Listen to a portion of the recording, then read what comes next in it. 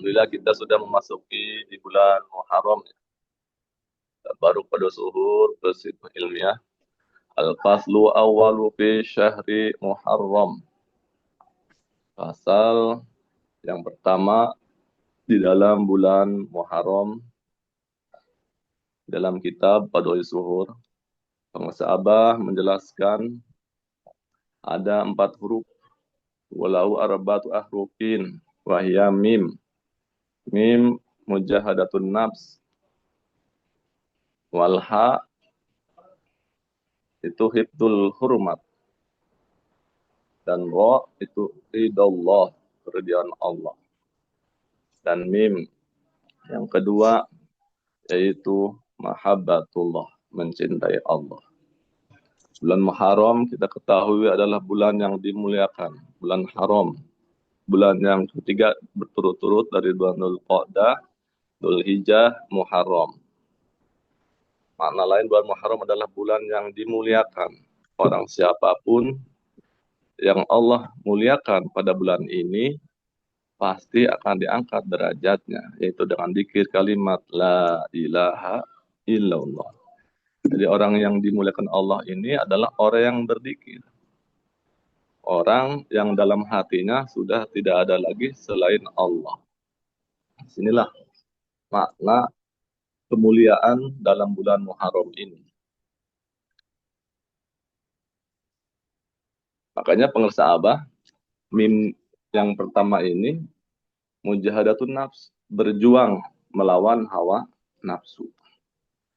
Qala Syekhu Sanusi radhiyallahu anhu fi syarah Jaziri, an-nafsu idza ghalabat kal aduwi fa idza faja'at tajibu mujahadatu wal isti'anatu 'alaiha wa in khalafa walidain. Jadi menurut Syekh Sanusi dalam kitab syarah kitab Al-Jaziri, jadi ketika nafsu telah menguasai seseorang, maka ia seperti musuh, kalau aduwi.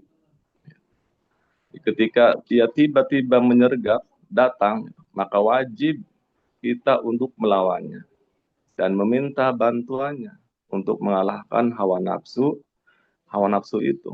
Meskipun seumpama harus berselisih paham dengan kedua orang tua. Artinya penting melawan hawa nafsu di sini, maksudnya itu dalam bertoriko. Dalam kehidupan kita, selama kaki masih menginjak bumi, tidak ada ujung dan tidak ada akhir. Kita untuk berjuang melawan hawa nafsu. Gitu. Ya, firman Allah, wa man jahada fa innama yujahidu li nafsi. Barang siapa yang berjuang, sesungguhnya, sebenarnya, ia berjuang untuk melawan nafsunya sendiri. Untuk melawan hawa nafsunya sendiri. Untuk apa? Agar hidupnya merdeka.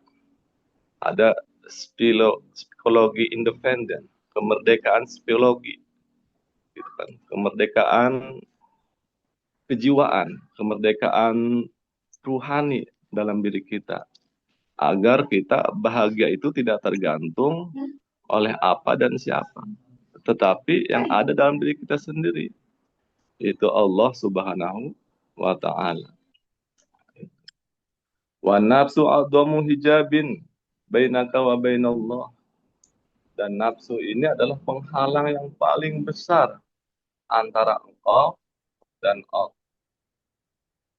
Jadi benar-benar kalau kita tidak bisa melawan hawa nafsu, khususnya hawa nafsu amarah, gitu kan. Ini kita tidak akan bisa merdeka hidupnya, akan selalu dirundung kesedihan, dirundung amarah, gitu kan. Dirundung kita ada nafsu amarah di sini, kikir, bakhil, gitu kan. Artinya hal yang kecenderung yang secara fisik, yang ibaratnya kenikmatan yang syahwat, kenikmatan badani. Yang cenderung ini, kalau kita tidak bisa melawannya, tadi dengan kalimat zikir la ilaha illallah. Ya ini kita mustahil kita bisa menang melawan hawa nafsu amarah ini. Makanya kan kita dibentengi. Makanya talqin zikir kan untuk benteng. Benteng kita agar terhindar daripada nafsu amarah ini. Gitu. Jadi kan kalau kita waktu ditalkin, masuk kita dikir juga dalam setiap saat, kan ungkapan la kan dari bawah kan itu tiga latifah. Latifatul akhfa itu nafsu mardiyah, gitu.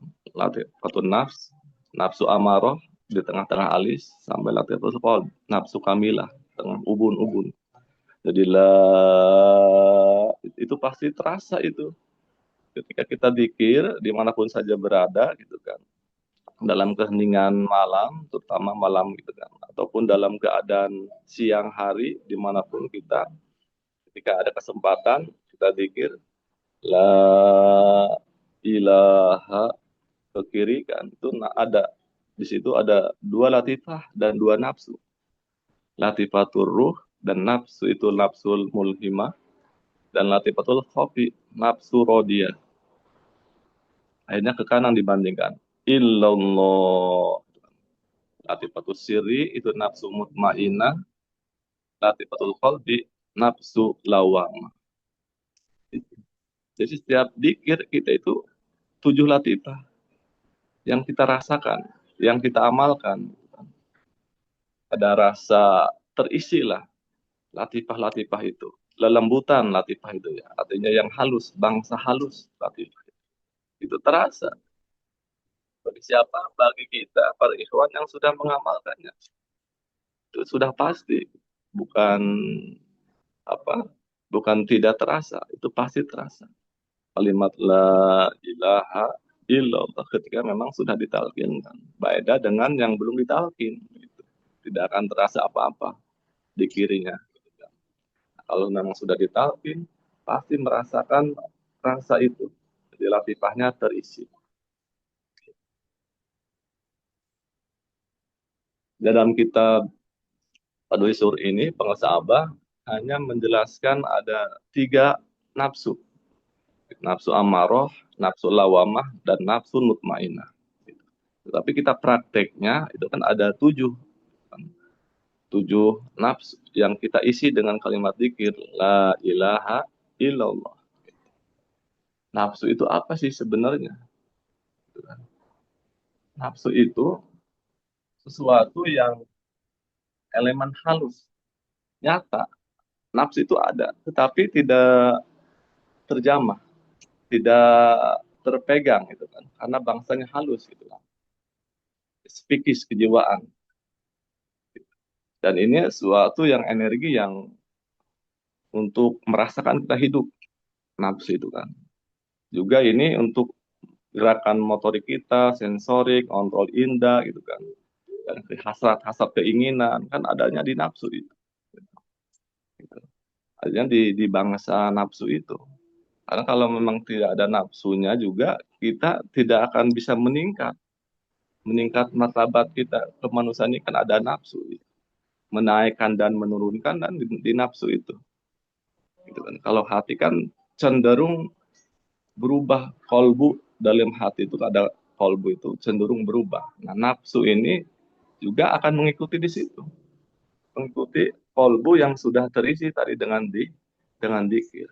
Makanya dalam Al-Quran ini disyaratkan nafsu itu seperti pohon zaitun yang terberkati, yang tidak di timur dan tidak di barat.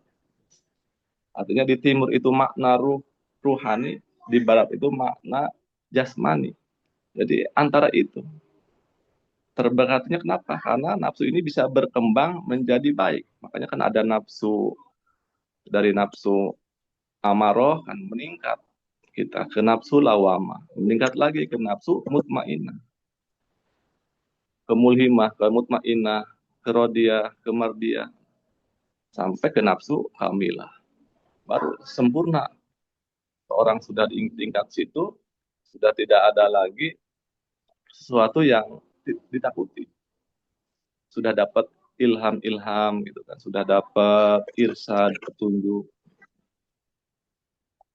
bagi kita yang masih tahap belajar gitu, ya, terus mengisi 7 latifah ini ya dengan zikir tadi, dengan zikir la ilaha illallah dan zikir khofi yang ditanam terus menerus, tidak henti-hentinya. Agar apa? Agar kita terhindar daripada nafsu amarah itu. Karena nafsu amarah ini menginginkannya pada sesuatu hal yang jelek saja. Inna nafsu amarah bisu. Jadi pengennya yang jelek gitu kan.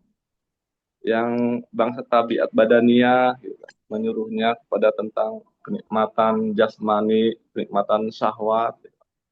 Bukan nafsu amarah di situ.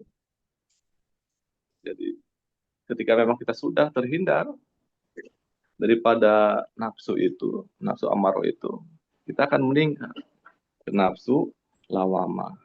Nah, diisi lagi di latifatul qalbi kan. Kalau kita dikir hobi terus itu, nanti terisi penuh, meningkat lagi ke nafsu mulhimah. Sudah itu meningkat lagi ke nafsu mutmainnah. Nah, di sini nafsu ini sudah cahayanya sudah penuh. Nafsu mutmainnah ini sudah penuh. Sinar hatinya berakhlak yang baik, terpuji, gitu kan. Totalitas berorientasinya ingin ibadah rajin gitu kan. Sampai ibaratnya proses pendakian rohani ini menuju alam kesucian, alam kudsi, nafsul mutmainnah, senang berbagi, senang terhadap sesama makhluk, gitu kan, nafsu mutmainnah. Tapi jangan cukup di situ, gitu kan. Menurut Buya Soleh pada waktu dalam khidmah ilmiah dalam satu waktu, nafsu mutmainnah ini tetap harus, bahasa sederhananya apa namanya, seperti odol. Kalau sunat main arti seperti odol ini harus dipencet baru keluar. Kalau manakiban harus diajak, gitu kan. Kalau bersedekah juga harus diajak. Dia tidak mempunyai ide sendiri. Makanya harus naik dari nafsu mutmainnah ini walaupun sudah sempurna cahaya dikirnya gitu. Tetapi belum mempunyai inspirasi, belum mempunyai keinginan sendiri untuk ngajak. Pengennya diajak.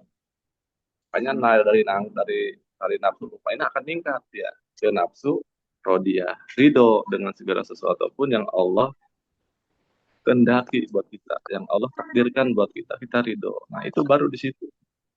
Nanti naik lagi ke nafsu mardia. Gitu. Kalau sudah di sini, ibaratnya nafsu mardia sudah meningkat. Di sini kan ada ilmu yakin, ainul yakin, hakul yakin, dan pengusaha nambahkan lagi akmalul yakin. Jadi sudah sempurna gitu, keyakinannya. Gitu. Makanya di sini nabinya kan Nabi Muhammad sudah sempurna. Kenapa nafsu amarah di tengah-tengah alis disimpannya gitu kan? Kalau kita dalam 7 latifah itu, ya karena amarah itu kan ketika sudah naik, itu kan naiknya kan ke otak saraf di atas biasanya kan, sampai di bawah itu antara garis itulah antara otak kan sampai ke bawah perut dibaca itu kan di situ nafsu amar wilayahnya. Makanya kan hal yang syahwat, yang jasmani saja di situ. Gitu. Nah, ketika memang itu sudah bisa dilewati oleh kita dengan dikir yang sudah ditalkinkan itu, kita akan meningkat kepada nafsu kamilah, ulqolab. Jadi akalnya sempurna. Seluruh jasad dari ujung rambut sampai ujung kaki ini sempurna. Sempurna dengan apa? Sempurna dengan dikir. La ilaha illallah tadi. Jadi sempurna dan bisa menyempurnakan siapa ya Syekh Mursyid pengasahabat. Ya, bagi kita disempurnakan, disampaikan kepada siapa? Kepada Allah. Walaupun dalam rohani kita kan dibimbing oleh Guru itu.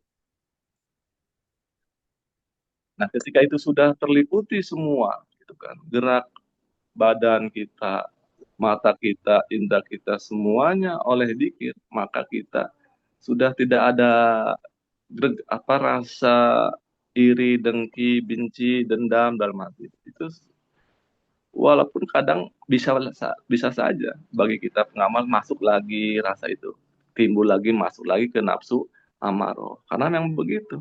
Ya dua yang kadang meningkat ketika kita beramal soleh, kadang menurun ketika kita lagi malas, mungkin kan lagi banyak masalah yang belum terpecahkan. Memang begitu kita manusia itu di situ. Makanya nafsu itu akan menjadi kadar ukuran kita. Kita sedang ada di posisi mutmainah, apa rodiyah atau mardiyah, atau kita lagi sedang di posisi di amar, nafsu amar. Ya kita sendirilah yang tahu posisi kita. Tapi akan yang lebih tahu yang sudah pasti pengarsa Abah, seorang guru mursyid, pembimbing ruhani kita, yang mendidik kita, walaupun kita tidak selalu bersama secara dohiriyah, tapi ruhaninya akan selalu membimbing kita agar terus kita berzikir, agar kita terus untuk mendekatkan diri kepada Allah Subhanahu wa Ta'ala. Makanya kalimat la ilaha illallah ini adalah sudah hasil penelitian, hasil ibaratnya sudah terbukti, hasil yang dari dulu ibadah dari Kanjeng Nabi kan sekarang sudah 1448 kan Hijriah ibadah. Itu sudah terbukti hasilnya bahwa kalimat la ilaha illallah ini adalah alat yang paling cepat, yang paling baik, yang paling utama untuk membersihkan hati kita daripada kotoran-kotoran nafsu amarah tadi, nafsu syahwat tadi, nafsu yang hanya keinginannya kenikmatan duniawi saja. Nah itu. Jadi kalimat la ilaha illallah ini kalimat yang sudah dipilihkan gitu kan oleh para ahli silsilah gitu. Sampai sekarang yang ke-38. Makanya yang ditalkinkan kan hanya kalimat la ilaha illallah saja gitu. Makanya kalimat la ilaha illallah adalah pilihan utama kita untuk bertakholi tahali gitu kan, sampai bertajali kita gitu kan. Sudah terlihat kalau sudah begitu kita sudah bisa memanifestasikan kehidupan ini adalah semuanya gerak Allah. Jadi fana fisihnya meningkat. Fana fisihnya akan terasa dalam diri kita bahwa kita ya maunya Abah gitu kan. Mampunya Abah gitu kan. Dimampukannya Abah dan ditahukannya juga oleh Abah. Sudah sampai ke sana. Bagi orang yang memang sudah diistiqomahkan oleh Allah, pasti punya pemahaman sampai ke sana, punya rasa sampai ke sana. Gitu. Gitu. Walaupun ya kita masih tadi itu, kita berjuang melawan hawa nafsu ini ya perjuangan yang tiada akhir dan tiada batasnya. Sampai kita ibaratnya meninggalkan dunia fana ini. Makanya kan kalimat yang sering kita ucapkan kan setelah salam gitu kan. Alhamdulillahilladzi adhaba anal hazan inna rabbana ghafurun syakur. Kan, itu ketika kita sudah meninggal dunia, kita mengusap atau menghapus debu-debu ke muka kita, maka mengucapkan itu kata para sahabat. Jadi tapi kita sudah dilatih dari sekarang setiap sholat gitu kan. Sholat apa saja, terutama sholat wajib, gitu kan, sholat fardu, itu kan yang 5 waktu. Jadi kita sudah diajarkan gitu, bahwa kita ketika nanti meninggal akan baca itu. Gitu. Alhamdulillahilladzi faddalana ala katsiri min ibadihil mu'minin. Saja mungkin dari saya. Kurang lebihnya mohon maaf. Alhamdulillah, semoga ada manfaatnya.